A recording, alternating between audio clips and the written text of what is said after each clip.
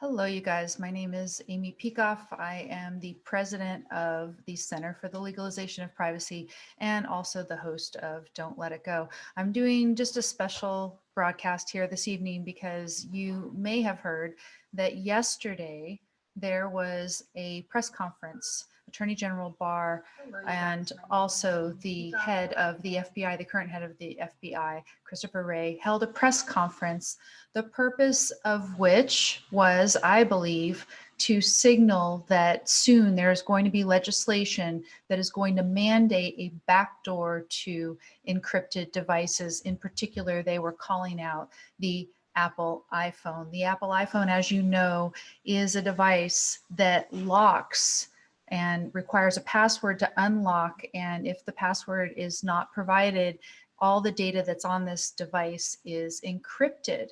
And so recently there was an issue with the scumbag terrorist who shot up a bunch of people in Pensacola, Florida, and they were unable to retrieve the data from the phone because the phone, of course, was encrypted and locked.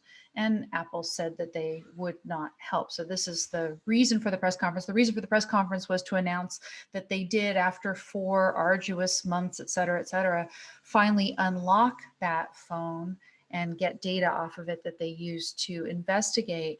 But the real thrust and purpose of the press conference was to say, look, this encryption technology interferes with our investigation and we think it should not exist, that you should not be able to have encryption that cannot be broken through some sort of backdoor given to the government. That's the reason for the conference. So, let's talk about this, right? The Supreme Court in Riley versus California in 2014 noted that within this cell phone is more personal data about you than might be found if there was a search of your entire home. And if you think about it, then that is really right. There's a lot more personal information in these devices than there is when somebody would just walk through your home and look around and search. So it stands to reason that perhaps we should have the same types of protection for the data that's in the phone as we can have for our house. And indeed, Riley versus California Supreme Court held that you did have to have a warrant in order able to search a phone. But now we fast forward and we say, look, now there is something called end-to-end encryption, and not just end-to-end encryption, but encryption in this device, right? Encrypted devices, such that somebody has to come to you and ask you to open the phone using your passcode. Otherwise, they can't get the data off of it, right? That it is designed such that it is locked around that passcode. It's encrypted around that passcode. It cannot be unencrypted without the passcode, at least not easily, as the FBI has found. And so what is this? This device is the equivalent of, say, you having the one and only key to your house. And so that if you were a subject of investigation, the government would have to come to you and they would have to present you with the warrant and tell you that you are required to unlock this, right? Similarly, with your phone, they can bring you a warrant, they said in Riley, and then you would have to unlock the phone and submit to the investigation. If you decided not to, there would be various penalties about it. We could have a conversation about whether being forced to unlock your phone and reveal the contents of it is sort of a violation of your Fifth Amendment right against self-incrimination. But at the very least, you would have to be presented a warrant for this. So what happened in the case with Pensacola was that the scumbag, of course, was killed. And so with him went his passcode, and so they couldn't open it. And what do? They go to Apple, and Apple says no. So what I want to do for you guys, right? And let's talk about this. This technology, this encrypted technology, the ability for you to have the equivalent of a house to which only you have a key, is something that I think we should have a presumption of freedom to own. Apple should be able to offer this product to us, and we should be able to buy it. That should be the presumption, a presumption of liberty, a presumption of freedom, a presumption of using our money to purchase things to protect our privacy, right? We're not all terrorists. We should be able to have this stuff. But Barr and Wray obviously disagree. And what I want you to do is just listen with me to their arguments, right? Do they have any argument that is good such that it would rebut this presumption that you should be able to own this technology? That's what I want us to take a look at today. And so I'm going to go ahead and share my screen, which is the new toy that I told you that I have at my disposal right now. We're going to watch them, and I'm also going to share the sound with you. And let's just take a little journey through this and see what their arguments are like. I want to see what you guys think of it. Okay, you should be able to see the screen now. And here we go. Killed at the time of his attack, Mohammed Saeed al-Shamrani. It was clear at the time that the phones were likely to contain very important information. Indeed, al-Shamrani attempted to destroy both of the phones, even going so far as to disengage from the gunfight long enough to fire a bullet into one of the phones. Within one day of the shootings, the FBI sought and obtained court orders supported by probable cause, authorizing the Bureau to search the contents of both phones as part of its investigation. So he's saying, look, we had a warrant based on probable cause. The problem was that the phones were locked and the FBI did not have the passwords, so they needed help to get in. And we asked Apple for assistance, and the president asked Apple for assistance. Even the president asked Apple for assistance. That's a big deal, right? Unfortunately, Apple would not help us unlock the phones. Apple had deliberately designed them so that only the user, in this case the terrorist, could gain access to their contents. He made a point to say, in this case, the terrorist. Okay, so far, what you're supposed to realize is that sometimes a terrorist is going to have one of these phones that provide all of this wonderful protection for you, the average user. Today, I am pleased to announce that thanks to the relentless efforts and ingenuity of FBI technicians, the FBI finally succeeded in unlocking al-Shamrani's phones. The phones contained information previously unknown to us that definitively establishes al-Shamrani's significant ties to al-Qaeda in the Arabian. So he's got to tell you that there's all of this valuable information that they were able to get in the phones that they weren't able to get otherwise to establish their argument, okay? Peninsula, not only before the attack, but before he even arrived in the United States. We now have a clearer understanding of al-Shamrani's associations and activities in the years, months, and days leading up to his attack. Indeed, the information from the phones has already proved invaluable in protecting the American people. A counterterrorism operation targeting AQAP operative Abdullah al-Maliki, one of al-Shamrani's overseas associates, was recently conducted in Yemen. We will not hesitate to act against those who harm Americans.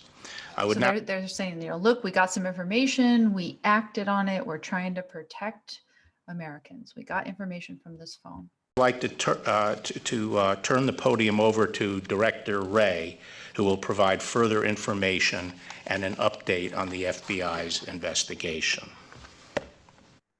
Okay, so Wray is going to come on, and really what you could do here is you could have a drinking game while you watch Wray, okay? And the words that you want to look for is devices, phone, evidence, need. Those are the kind of words. And if you took a shot each time, I submit that you might be drunk at the end. Here we go. Here comes Wray.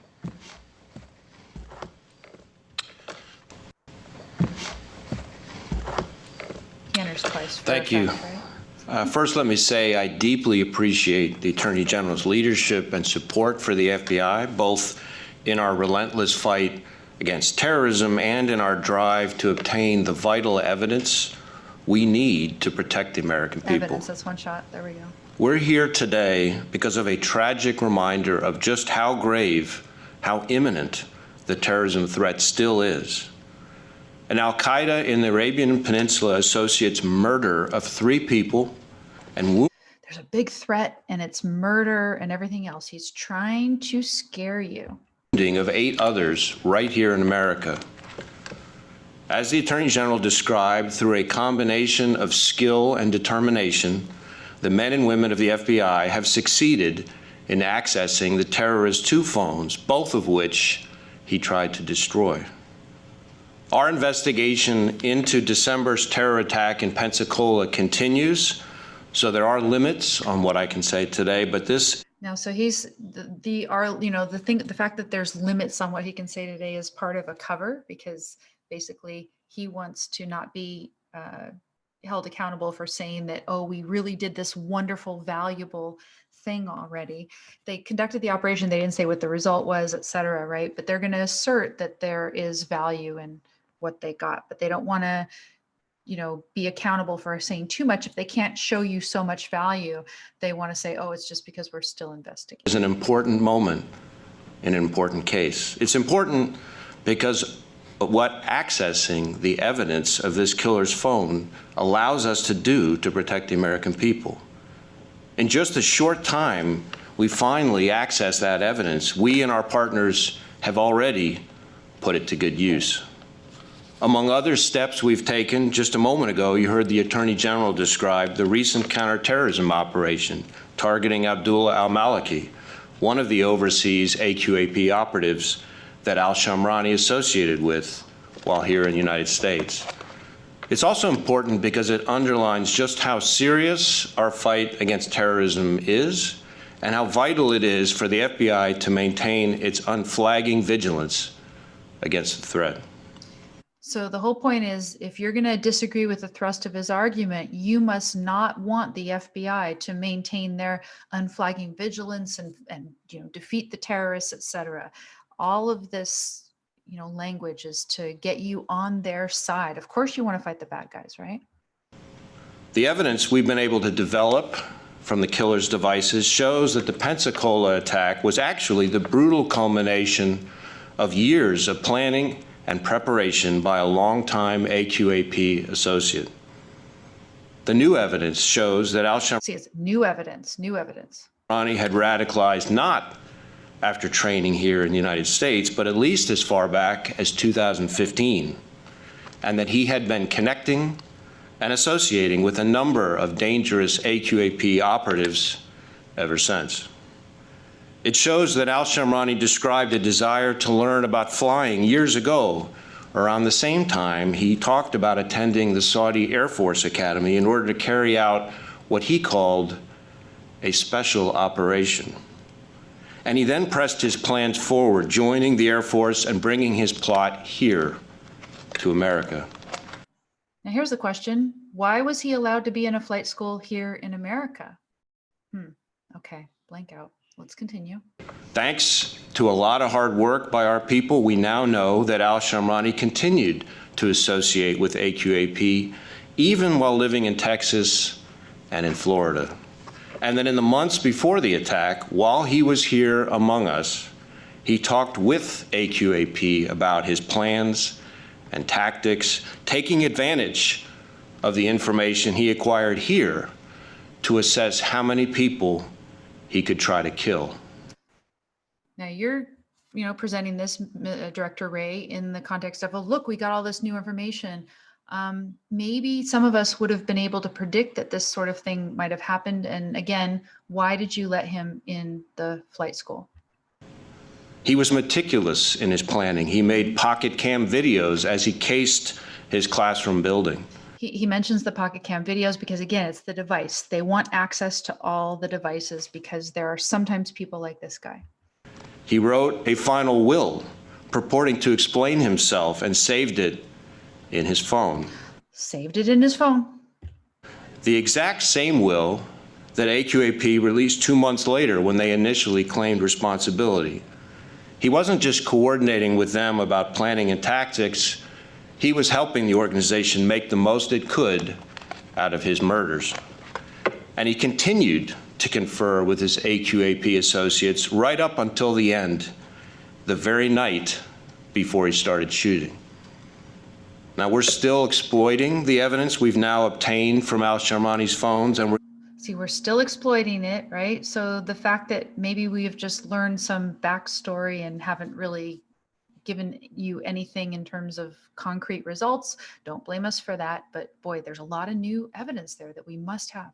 Continuing to run our investigation, now with the benefit of a lot more insight into the murderer's mind and intentions, his relations with AQAP, and his tactics. We have more to learn, but we know enough now to see al-Shamrani for what he was, a determined AQAP terrorist who spent years preparing to attack us. We now have a picture of him we didn't have before we obtained this evidence, before we could confirm that his connection to AQAP was real. It's not the picture that confirms it, but he says, well, we have this picture of him too. Okay, well, that's exciting. But, again, why? Because of the phone. Before we could track his long and methodical path to violence, a picture we would never have obtained without accessing his devices. This case is a potent reminder for anyone who needed one of the stakes of our work. We protect the American people from a staggering range of threats, but make no mistake, securing the homeland against terrorism remains our top priority. How could you possibly be against securing the homeland from terrorism? How could you? The men and women of the FBI are deployed around the clock, all over the country and around the world, identifying and disrupting threats and pursuing those who would do us harm. At the FBI, we remain laser focused on the terrorism threat, not just because of how much damage an attack can cause our country, but because we also know that even as we speak, there are evolving and sophisticated groups around the world intent on striking us, whether evolving and sophisticated groups. And so they need to have access to all the information because you're supposed to be impressed that they're evolving and sophisticated. Or Al-Qaeda or its offshoots like AQAP or ISIS or the many others. We are working with our partners to find and disrupt them wherever they are, whether they're plotting attacks on Americans here at home or abroad.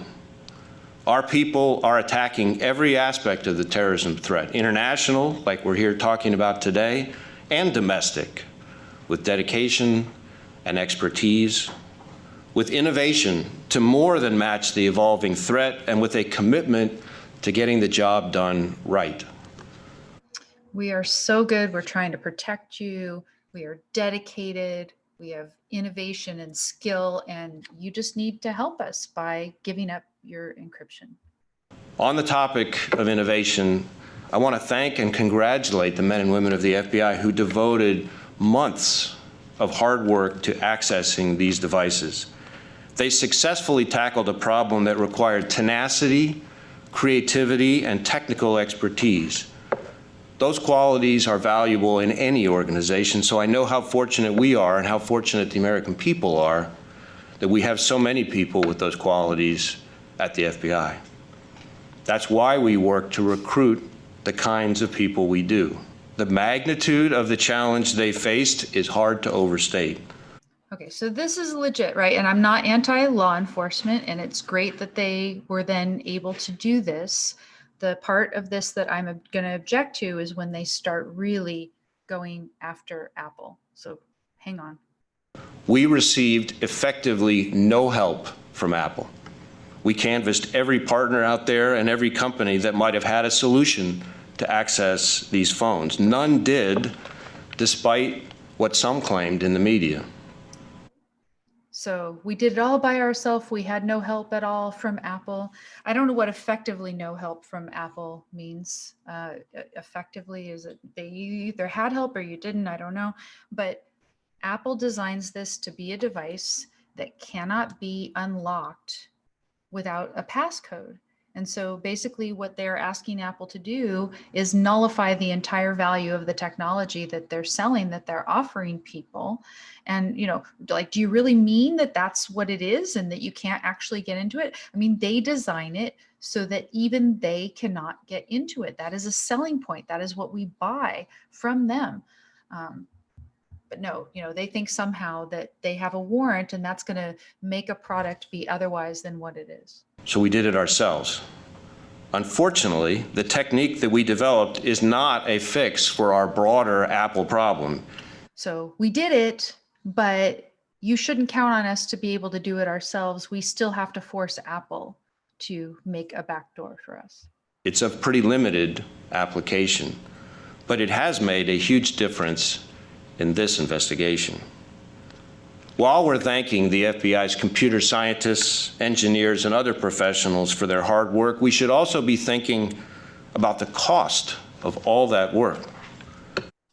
So the cost, the tremendous cost out of taxpayer dollars, because we're going to break into this to get information about a terrorist that they should not have let into the flight school in the first place. Public servants, already swamped with important things to do to protect the American people, toiling through a pandemic and with all the risk and hardship that entails, had to spend all that time just to access evidence that we had court-authorized search warrants for months ago. See, we had search warrants.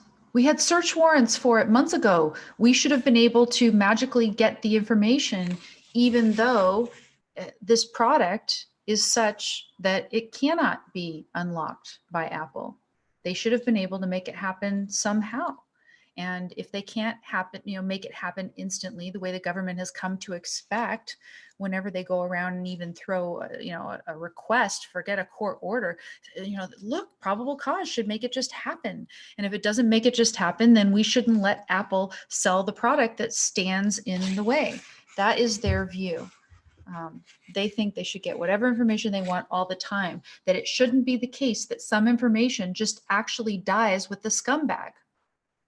Sometimes that happens, right? What if he never even put it in his phone? What if he kept it in his head? The information dies with him. That happens. That is part of criminal investigation. And again, I ask these guys, why did you let him in the flight school? You're blaming Apple. It's really your fault. Our engineers and computer scientists working to access these phones were also needed on other pressing national security and criminal investigations. But the delay from getting into these devices didn't just divert our personnel from other important work. It also seriously hampered this investigation. Finally getting our hands on the evidence al-Shamrani tried to keep from us is great, but we really needed it months ago, back in December when the court issued its warrants. In the aftermath of the... And again, so he emphasizes, the court issued the warrants. They keep mentioning, we had a warrant, we had a warrant, we had a warrant. We should have been able to get it. And again, does somebody have a right to sell this piece of information? I mean, to sell this device that holds the information for you? Does somebody have a right to do that? And if they do, is it an argument against that sometimes, occasionally, this is going to be in the hand of a terrorist? And it's only going to be very, very seldom. It would be less often if we didn't, for example, like I said, let them into flight school. Attack, we and our Joint Terrorism Task Force partners worked urgently to collect and analyze evidence. In the weeks immediately following December 6, we conducted over 500 interviews of witnesses, base personnel, and the shooter's friends, classmates, and associates, among lots of other efforts. But because the crucial evidence on the killer's phones was kept from us, we did... You got evidence and phones in the same thing, so that's 2 shots. ...all that investigating, not knowing what we do know now. Valuable intelligence about what to ask, what to look for. If we had, our round-the-clock, all-hands-on-deck effort would have been a lot more productive. And if you had never let him into flight school, the all hands round the clock effort wouldn't have been necessary at all. And now, months after the attack, anyone he spoke to here or abroad, has had months to concoct and compare stories with co-conspirators, destroy evidence, and disappear. As a result, there's a lot we can't do at this point that we could have done months ago. You'll hear more from the Attorney General in just a moment on just how vital lawful access is to every part of both our law enforcement and national security missions. Okay, so that's the phrase, lawful access. Lawful access is the new term for an encryption ban or mandatory backdoor. Lawful access, that is the new thing. And how could you be against lawful access? If you're against lawful access, which itself sounds so benign, right? Then you must be against the FBI's valiant effort to protect you from terrorism. Cybercrime, opioid trafficking, child sexploitation. Child sexploitation. How could you be against eliminating child sexploitation? Name it. Lack of lawful access affects every fight we're in. And Americans need to understand that this isn't just an issue for law enforcement. Lack of lawful access certainly affects our ability to do our jobs, but we know where the harm really falls when evidence is kept unavailable. It falls on innocent people, the people we're sworn to protect. In this case, so it's not just about us and oh, poor us because we had to work so hard. It's about those innocent people too. So he's stirring your emotions up. we and our partners aren't the only ones who needed that information months ago. The victims, those who were wounded and those who lost loved ones, deserved to know then what happened, not to have to wait to hear it from AQAP months after the fact when one of the killer's own associates, the operative Abdullah al-Maliki that the Attorney General and I both mentioned earlier, issued AQAP's claim of responsibility for the attack. We at the FBI. Okay, so he had issued a claim of responsibility. They could have gone after him anyway, right? They didn't need the phone? Never forget that 3 brave members of our armed forces were killed in this attack. Okay, now they're going to list the members of the armed forces. Let's listen to what they say first. They were Airman Mohammed Samah Haitham. Notice, first, they name the guy whose name sounds Arabic.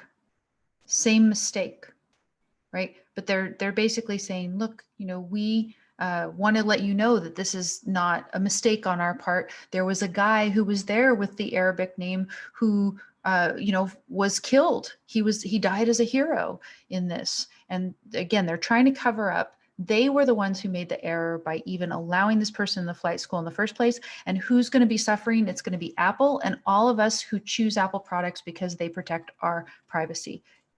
Their fault, their mistake. From St. Petersburg, Florida, Ensign Joshua Caleb Watson of Coffee, Alabama, and Airman Cameron Scott Walters from Richmond Hill, Georgia. They were serving our country and they died as heroes. And we have them front of mind every day as we continue the battle against the same threat they did. I want to end by also extending my and the FBI's thanks to all of our partners. Our partners are essential to everything we do. So he lists and this all case, the partners and the thank in many yous ways, and the has been thank a yous. perfect And example all of that. of these people who have been Our involved in Joint this Terrorism effort, Task Force in Jacksonville you are, and in our effect, Pensacola saying that resident their efforts are agency for have led naught this if investigation. you object to this lawful access. If you object to lawful access, then basically you're going against all of these wonderful people who are working for United States interests. Partnership with their colleagues in the U.S. Attorney's Office for the Northern District of Florida, and with essential help from NCIS, Air Force OSI, ATF, Homeland Security Investigations, and the Florida Department of Law Enforcement.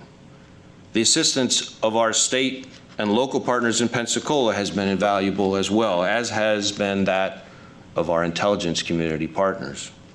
And I especially want to recognize the brave Naval Security Forces personnel and deputies from the Escambia County Sheriff's Office who responded to that initial call for help.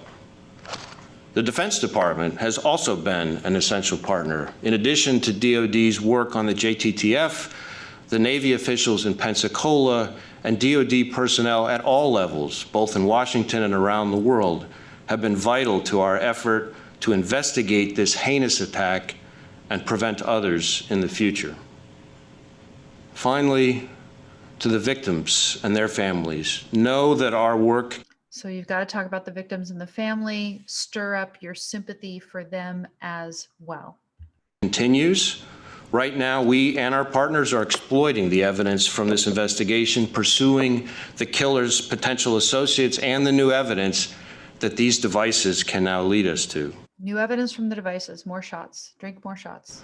We and our JTTF colleagues come in every day dedicated to preventing terrorism from any place by any actor, and that work will never rest. Thank you. It'll never rest. Now we get to hear from Barr again, and Barr is going to talk about his view of your privacy.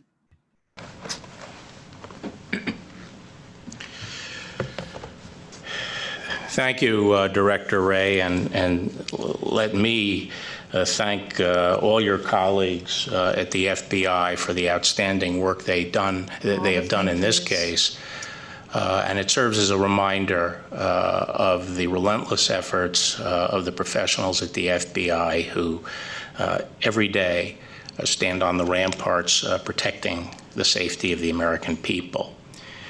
Now, while their hard work has led to this important breakthrough in this case, and this should be celebrated, I must also express great disappointment that it took over 4 months and large sums of taxpayer dollars to obtain evidence that should have been easily and quickly accessible when we obtained court orders. All the evidence should be available to them quickly and easily is if they have a court order. That's it. That's what they're used to. Now, on a different level, an issue that I've talked about a lot, they're used to the third party doctrine, where all they have to do is go to the third party and get the information. And that's whether the subject of investigation is alive or dead. They are used to not even having to present a warrant based on probable cause and particularized suspicion. As I said, the Supreme Court has held that with respect to a phone, they need a warrant. In this case, they got a warrant, but a warrant cannot unlock magically a phone that is designed to remain locked but for the passcode, and you can't get the passcode after the scumbag is dead. That is the reality of the situation. And the question is, does the occasional scumbag who commits a terrorist attack mean that nobody should be able to have the benefits of an encrypted device and the privacy that you get from that? I don't believe so, and I don't think that they've given an argument yet for it. The presumption should be freedom, and occasionally, yes, an investigation is going to be thwarted by this technology, but that is not a reason to get rid of it for everybody. Let's keep listening to him. Apple has made a business and marketing decision to design its phones in a way that only the user can unlock the contents, no matter what the circumstances. A business and marketing decision. He is expressing contempt for it. It's nothing but a business and marketing decision. There's nothing ethical involved in this. It's just business and marketing. That's all there is. If you recall, if you've been a longtime Apple aficionado, as I have been, Steve Jobs took privacy very seriously. And whatever you want to say about Tim Cook, maybe you've had some quibbles with him here and there, I think he has really continued that tradition for Apple, and I've seen him as a beautiful advocate for privacy. And even in developing this end-to-end encryption technology within the phone, that has carried on the wishes of Jobs. Jobs used to say that it was like a trust. He felt that it was a very important trust that Apple, customers like me, placed in the company when they trusted Apple with their information. And that it's more than just marketing and a business decision. But for him, for a government bureaucrat who hasn't probably produced any valuable things that would be marketable in his whole life, we do these noble investigations, and we have this noble fight against terrorism, and you guys are just making business and marketing decisions. In cases like this, where the user is a terrorist or in other cases where the user is a violent criminal, a human trafficker, a child predator. Again, how could you be against fighting terrorists, human traffickers, child predators, violent criminals, right? If you don't want to give him what he calls lawful access, then you are against them fighting the bad guys. Apple's decision has dangerous consequences for the public safety and the national security. So he's saying that Apple's decisions have dangerous consequences. How about their decision to let the scumbag into flight school that they never should have let be there? That's the one that has the dangerous consequences. You know, this phone is not the cause of terrorism. It's a tool that can be used. Knives are used by terrorists. Guns are used by terrorists. Cars are used by terrorists. Trucks are used by terrorists. Are we going to ban all of those? I don't think so, right? Again, think about the value of this product. Think about the fact that everybody should have a presumption of being able to buy a product that preserves their privacy and, yes, allows them to bring some secrets to the grave with them if they want to. Not everybody is a terrorist or a child predator or a criminal. There are a few, a very small minority in any society. And is, in my judgment, unacceptable. Oh, it's unacceptable. So, you know, what is he going to call for? Apple's desire to provide privacy for its customers is understandable, but not at all costs. Under our nation's long-established constitutional principles, where a court authorizes a search for evidence of a crime, an individual's privacy interest must yield to the broader public interest. Okay, stop right there. He says, if court order, the individual's privacy interests must yield. Okay, yes, that is true with respect to the subject of investigation, the one about whom they have probable cause and particularized suspicion. But what Barr and Wray are saying here is that the consequence of this, the conclusion, is that we should take away privacy for everybody. For everybody. Because sometimes they are not able to get into a device. They want to have a consistent mandatory backdoor ban this encryption technology from Apple. There is no reason why companies like Apple cannot design their consumer products and apps to allow for court-authorized access by law enforcement while maintaining very high standards of data security. Very high standards of data security, pretty much like the very high standards of customer service that you get at the post office. Yeah, like that, very high standards. Striking this balance should not be left to corporate boardrooms. It is a decision. Now notice he says corporate boardrooms. Deciding whether we should be able to have a beautiful device that encrypts our data should not be left to corporate boardrooms. He uses that language specifically. What if he said private citizens or individuals? That wouldn't have the connotation that corporate boardrooms, right? You are supposed to hate corporate boardrooms, and that, you know, emotion that you bring to that, you're supposed to be more sympathetic with his position. That must be made by the American people through their representatives. Okay, made by the American people, he says, through their representatives. What does it mean? He is calling for legislation to outlaw the encryption that you have in your phones. Public safety and privacy are not mutually exclusive. We are confident that technology companies are capable of building secure products that protect user information and at the same time allow for law enforcement access when permitted by a judge, as Apple had done willingly for many years and others are still doing today. He says, as Apple had done willingly for many years. So he's appealing to Apple of old, but of course, Apple of old did not have the encryption technology, the capability to build this phone. Now it does. and they're very upset about it. Other people are breaking into the phones. Why? Because they don't have the encryption technology that Apple does. It's as simple as that. The fact that everybody else is doing something doesn't make it right. It is better to have more privacy. And no, not everybody is a terrorist, and they shouldn't be treated like one. Many of the technology companies that advocate most loudly for warrant-proof encryption in the name of privacy rights are at the same time willing to accommodate authoritarian regimes when it serves their business interests. That's a complete ad hominem, right? Complete ad hominem. For example, it has been widely reported that Apple has worked with both the Communist Party of China and the Russian regime to relocate data centers to enable bulk surveillance by those governments. Okay, so they're supposed to relocate data centers, but that doesn't mean that they overcome the encryption of their phone to help those. And again, notice how he couches the terms. It's that they've been widely reported, and then he, communist China.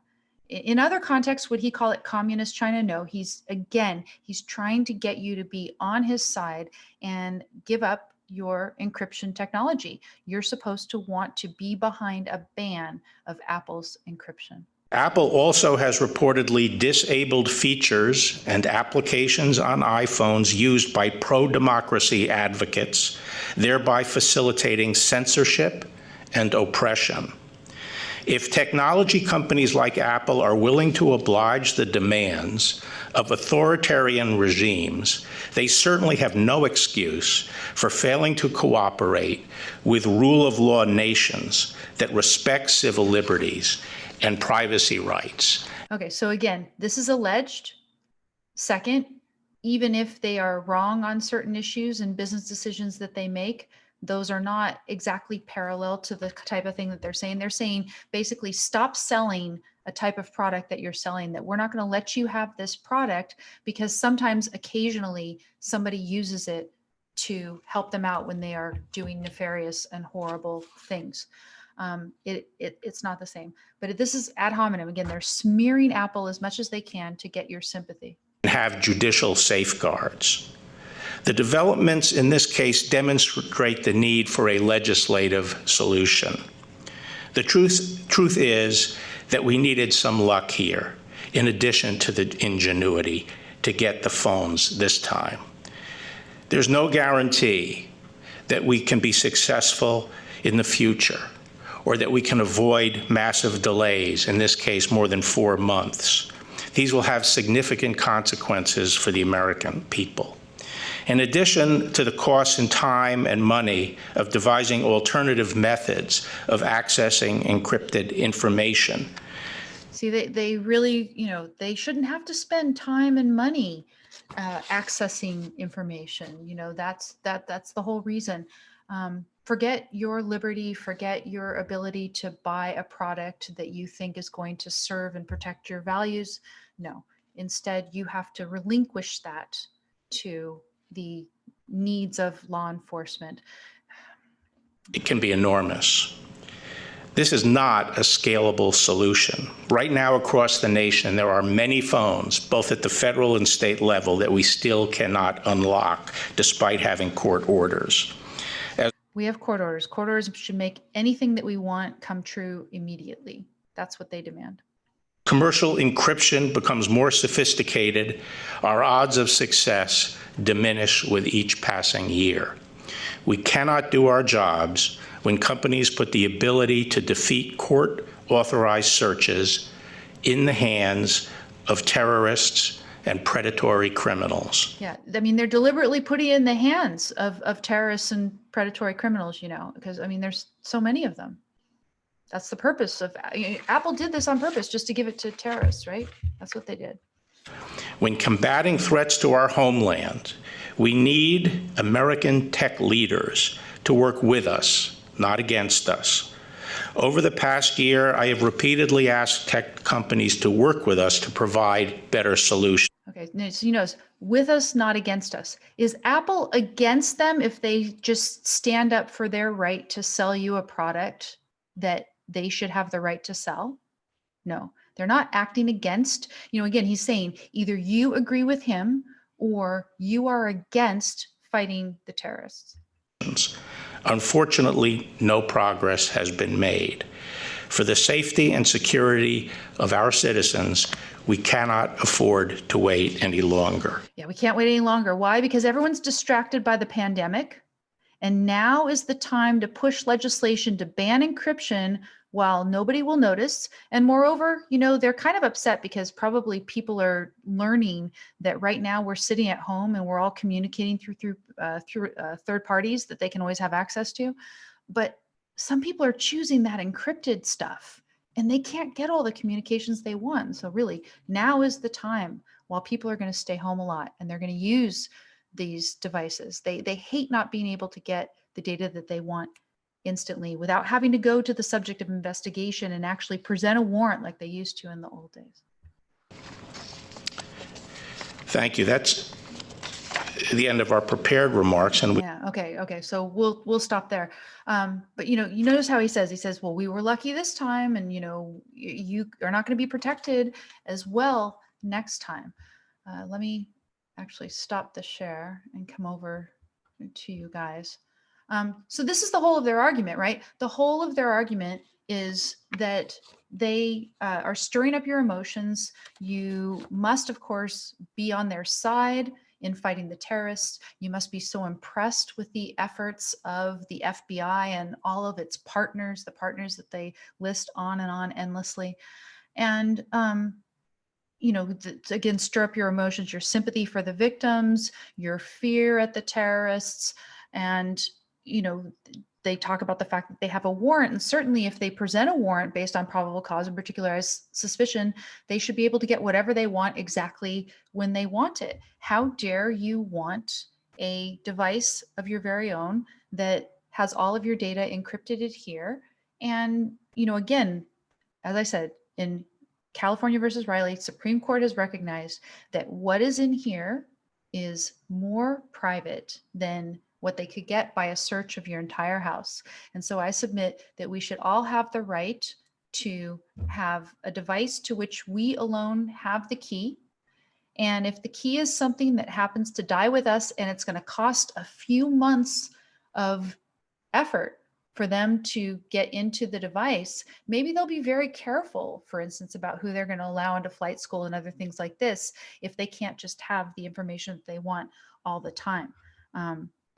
The answer to a threat of terrorism is not to deprive the American people of values and liberty and convenience and all of those other things. That is not the answer. The answer is for them to realize that they can't just let everybody into our flight schools and all these things and put our people at risk. They can't do that any longer. That's really the answer. So did you guys see any argument there besides the appeals to authority, the total non sequitur about getting a warrant, and the constitutional principle says that the privacy of the individual is going to have to yield? They can say that someone like Apple could make a device that provides privacy for us and a backdoor for them. But all the experts that I know say that if they provide a backdoor for the government, it's a backdoor for criminals as well. And, when they say, oh, very high standards of privacy, again, I say it's going to be like very high standards of customer service at the post office. That's what they think you should have, so that they don't have to, in the occasional case where they have, some terrorist, actually go to a lot of effort to break into an encrypted device. So I hope you saw how flimsy their argument was. And again, the presumption should be that this is a product that is of value to people just for living their daily lives. This is not something that is a unique value only for terrorists and of no value to human beings. The vast majority of people who hold these devices are using them just to enrich their lives. It makes our lives better. And we should not be told that we have to give this up because occasionally there's a terrorist, and particularly because these guys are trying to cover their you-know-whats because they our government let these people into flight school. So watch, it's coming. I don't know if what the legislation that they're referring to is the Earn It Act, but this may indeed be the clarion call to try to get everybody on their side and sympathetic to pass the Earn It Act. The Earn It Act is going to, as you've probably read all over the internet, give them the ability to mandate a backdoor to the devices. And what are they going to say to Apple if Apple refuses to mandate a backdoor? They're going to say you're no longer going to get Section 230 protection for anything that we can call a platform out there. The App Store and the iTunes Store and all those kinds of things. So it's coming. We need to be on the watch out for it. He said, the time is now, et cetera. And so I want you guys to be vigilant, right? I want you guys to call your representatives in Congress, in both the House and the Senate, and tell them whatever it is in terms of a ban on encryption, that they have no place doing it. He says he wants it to be decided by the American people, by your representatives. What he's hoping is that you don't notice what they're doing. They're calling it lawful access. They're not calling it banning encryption. They know that would get them in a pile of trouble and that you'd be calling your representative right away. They're calling it lawful access. If you hear anybody talking about, let's pass this so that we can have lawful access, that's your clue that you need to immediately call your representative and tell them you disagree. I mean, the ship may have sailed already, okay? But I just figured I'd try to tell you exactly what's going on and motivate you to contact your representative. So if you've liked this here and you've valued what I've done here this evening, I appreciate all likes and shares that you can give me over at YouTube. I'm going to let you guys go. I need to go eat. And I hope you have a decent evening, everybody. Okay? Take care.